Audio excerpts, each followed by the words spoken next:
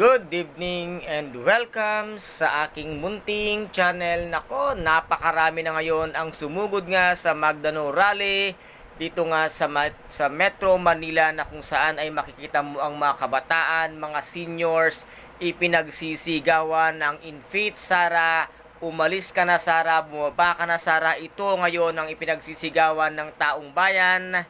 Napatalsikin na ito ngang si Sara Duterte, ang ating Vice Presidente, dahil sa kanyang mga nagawang kasalanan at anomalya, kung kahit hanggang sa mga kabataan ngayon ay nais na nga siyang mapatalsik ang ating Vice Presidente, dahil yan nga ang kanilang ipinagsisigawan. At ang rally ngayon ay talagang sinugod ng napakaraming tao dahil ayaw na nila at natuklasan na nila ang tunay na ugali nga ng mga Duterte, na ngayon nga ay mismong si Sara na mismo, ang ating Vice Presidente, ay pinapatalsik na. Kaya't karapatan ng bawat tao na mga mambuboto or bumuboto, mga kabataan, mga seniors, na patalsikin ang mga taliwas sa ating gobyerno. Kung kaya't ito ngayon ang nararapat sa ating Vice Presidente na si Inday Sara Duterte, ang patalsikin at babain sa kanyang posisyon bilang isang Vice Presidente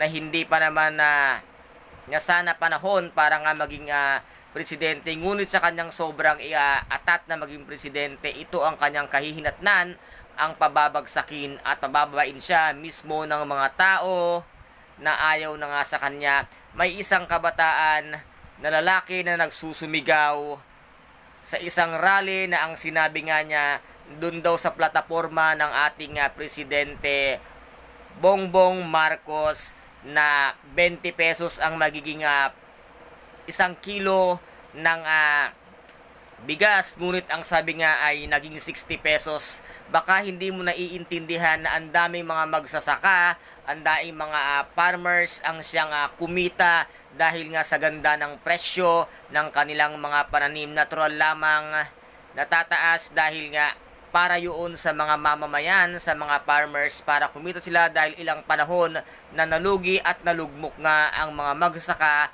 na wala silang kinita, dahil ang nangyari ay mas pinaburan ng mga dutae ang mga pang-export na galing kung saan saang bansa dahil sa laki ng ibinabayad na tax para meron silang makulda. Kaya guys, yan po ang ating aabangan sa mga susunod na mga balita at rally dito nga sa kamay nila, kung papaano nila ngayon ipaglalaban ang karapatan ng ating minamahal na Pangulong Presidente na si Bongbong Marcos. Kaya guys, kung nagustuhan po ninyo ang aking videos for today, paki-subscribe na lamang po ng aking channel, paki-like and share para maging update kayo sa lahat ng gagawin kong videos.